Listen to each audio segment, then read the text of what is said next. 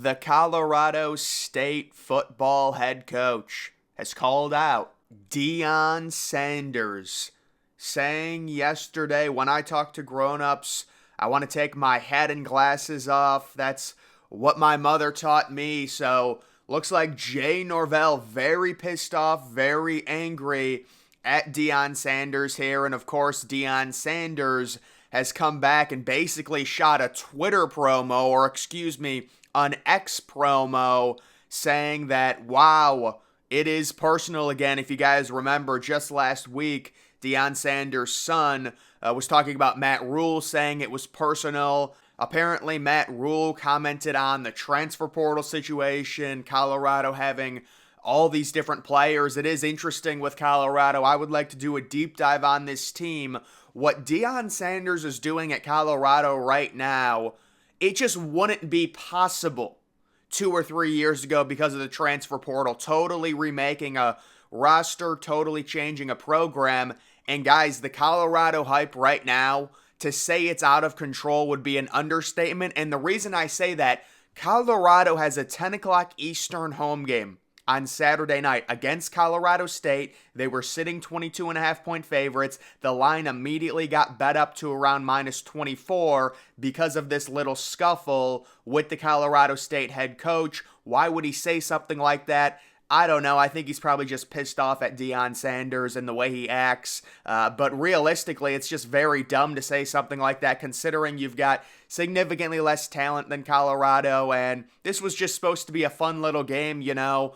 I was thinking Colorado probably would cover the 22-point spread. Could you imagine if Colorado State somehow won? Yeah, my guess is Colorado is going to be kind of running the score up in this one late. I think I had it at 52-18.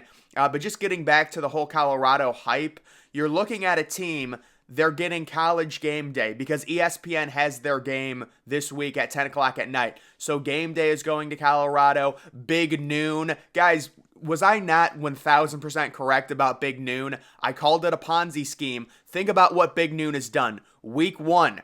I believe, that week 1, Big Noon was at the Colorado game against TCU. Week 2, Big Noon was at the Colorado game against Nebraska. Big Noon is so obsessed with Colorado, they put Colorado on at 10 a.m. local time, and the Big Noon show was on at like 5 a.m. It's just such a charade. And now Big Noon is at the Colorado game again for 3 straight weeks, and they don't even have the rights to this Colorado game, and they're facing Colorado State, and they're sitting 23.5-point favorites. Big Noon is a total Ponzi scheme joke. And then also you've got First Take going to Colorado. Remember, this is Colorado versus Colorado State. It's a 23-point spread. It just goes to show you how crazy this has gotten.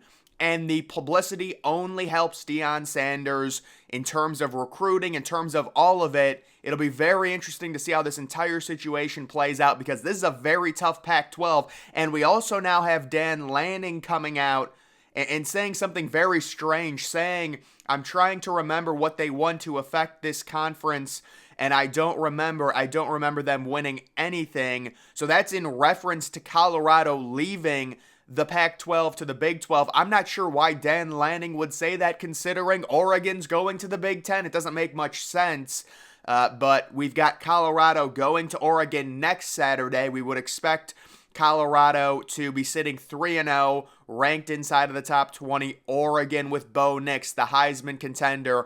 They're going to be pretty significant favorites in that game. It'll be interesting to see what that line opens up at, but I would expect Oregon to be the heavy favorite. But guys, the story, very strange considering Deion Sanders been talking about, making it personal with people, and the Colorado State head coach comes out and just says this midweek when it was looking like it was just going to be, a rather normal game between 2 in-state schools, a group of 5 versus a Power 4, or I guess at this point it's still Power 5 conference, considering that. And then we've got Michigan State potential head coaching search. You can take Brian Hartline off your list. Brian Hartline's not going to Michigan State.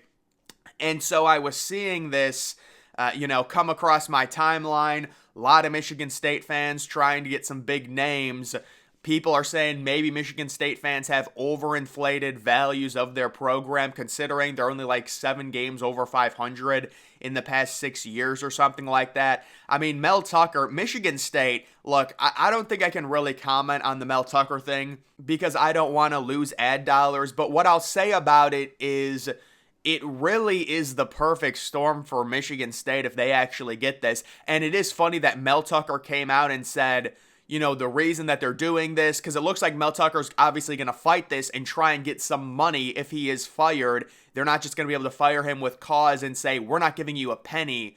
They're going to have to give him something because he's going to fight it. And he said that, oh, you're doing this because of my race. You're doing this because of prior incidents at MSU. You're overreacting to this situation. When in reality, it has nothing to do with any of that. The reason Michigan State is really doing this, I think, is because Mel Tucker has a horrible contract and he's been, let's just be honest, a bad coach. He hasn't recruited well. Michigan State, it's their own fault, and their boosters are very dumb for giving Mel Tucker that fat of a contract after barely proving anything at Colorado. He had like one good season at Colorado. He comes to Michigan State. He gets a 1-year transfer portal running back, Kenneth Walker. Good on ya. That's a great pickup, but that's 1 year. You have to prove it at least over 2 or 3 seasons where you win 10 games, 9 games, 10 games, get back to where Michigan State football was in the early 2010s. They weren't able to do that, and it's been a complete mess, and MSU was stuck with this terrible contract, just like Texas A&M is with Jimbo Fisher, but it looks like MSU is going to get out of it, and we'll have to see what MSU ends up doing when it comes to a head coach. Could you imagine if this was happening last year and MSU could get out of this Mel Tucker thing? They don't have to pay him anything, and they've got all that money, and they look at someone like Deion Sanders into the Big Ten. Obviously, it's not going to happen now, considering Deion Sanders, I would imagine he would be at Colorado for at least 2 years because of the Travis Hunter situation. I mean, Travis Hunter has followed him everywhere. I don't think Deion Sanders would leave Travis Hunter, after just 1 year. I'm guessing he'll be at Colorado at least 2 or 3 years. The Colorado situation is really interesting, though, because does a team like Texas A&M start to think about looking at Deion Sanders if they can get out of that Jimbo, buyout, or if they just say, whatever, we'll pay it? Because Texas A&M right now, they're just simply not doing enough in terms of how much talent they have compared to the results that they're getting. And then we do have Army and the American Conference are continuing progress in their talks about Army joining the league as a football-only member. A realistic timeline for a decision is the end of the month. There's optimism on both sides as they dive further into the details to figure out a potential arrangement. The Army-Navy game would be a non-conference game if Army joins the American and still be played after the season. And so this is the most likely scenario. This is the American losing, SMU and replacing them with a very similar, American type team. Army just feels like an American type team. Now, they have been independent, and if I'm going to be honest, I do like when teams are independent. The reason I like when teams are independent is because I like seeing weird matchups like Week 9 or Week 10 when we're getting all these conference games. And it's nothing against conference games, but at a certain point it does get a little bit boring. I like seeing exotic matchups, and Army faces, some weird teams. But no, this makes sense. Army is getting a stadium renovation, replacing SMU. SMU certainly, in my opinion, is like in terms of who would I rather have in my conference to elevate it. Obviously, you're going to want SMU. Although, let's be honest, SMU is joining a Power 4 league. They're basically buying their way into that league because they're getting no TV money over the first 9 years. But either way, it looks like Army is going there. And then I just kind of wanted to talk about this narrative that I've seen going around about college football this week. So this always happens at least once or twice a year, and it'll be a horrible week. There's no ranked versus ranked matchups. Are we going to get an upset? Probably, because it's college football. But one of the things you see a lot of these accounts say is, oh, I'm tired of everyone saying it's such a bad week for college football. There's always upsets. And it's just like, dude, it's okay to admit this week is bad. It's bad. It is what it is. Personally, I don't care.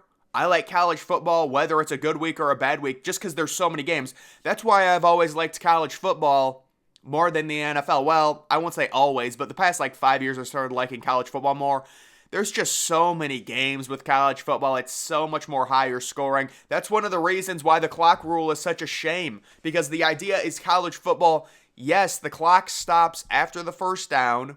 That's how it works. We want more scoring. We want more plays, not less. And of course, they just insert more commercials. The games are still as long as humanly possible. So that's just my opinion on that. When it comes to a potential game to look for an upset, I think the Western Kentucky-Ohio State game is going to be closer than a lot of people think. Ohio State sitting minus 29. I think you could possibly see Ole Miss lose to Georgia Tech, or maybe that game will be close. And then you've got kind of a relatively easier one, Missouri possibly upsetting Kansas State, but they are just 4.5-point underdogs. News, Colorado home opener versus Nebraska last weekend made the city of Boulder $18 million. And yeah, we haven't seen a turnaround like this ever, and I'm very confident in saying that because there's never been a chance to have a turnaround like this in this short of a time frame. You can't just replace 40 players off of your roster in one offseason because the transfer portal didn't exist, and if you transferred, you had to sit out a year, which was an extremely discouraging thing for kids to take in. No one wants to sit out a year. You're getting older. And now that that doesn't exist anymore, it has completely changed Colorado's program. And Colorado, the biggest thing with them is, let's say they go 8-4 this year, which would be crazy considering how tough the Pac-12 is. If they go 8-4, they will finish the season ranked for sure. Next year, I'm sure Deion Sanders is going to get a transfer portal QB. There's no doubt if they need to replace their quarterback. And they'll probably be really good again. But how does Colorado really parlay this hype off of possibly signing their next coach if Deion Sanders does leave? He signed a 5-year deal. It'll be interesting to follow that. But guys, we had the big news. We've got Colorado State's coach coming out. He's pissed off at the way Deion Sanders handles himself, I guess, with the media. And Deion Sanders decides to cut a promo about it. And people are speculating Colorado's going to run up the score on Colorado State. So guys, that is going to do it for this video. Make sure you follow me on X. Link to that's always in the description.